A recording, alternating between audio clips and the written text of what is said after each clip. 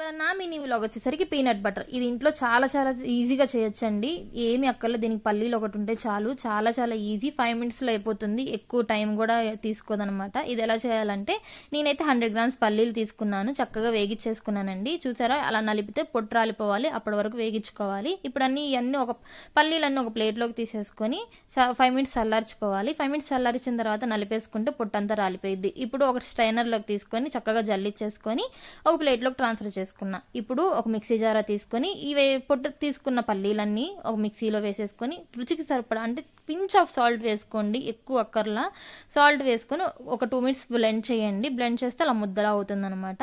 ఇప్పుడు ఇందులో కొంచెం షుగర్ వేసుకోండి, ఎందుకంటే తీపిదనం కోసం. చప్పగా కావాలంటే అక్కర్లేదండి. ఒక 2 స్పూన్స్ షుగర్ వేసుకొని కొంచెం నెయ్యి కానీ ఆయిల్ కానీ వేసుకొని 2 మినిట్స్ గ్యాప్ ఇస్తూ మెత్తగా పేస్ట్ చేసుకోండి. చాలా చాలా బాగుంది. నా వీడియో కనుక నచ్చినట్టే ప్లీజ్ సబ్స్క్రైబ్ మై ఛానల్.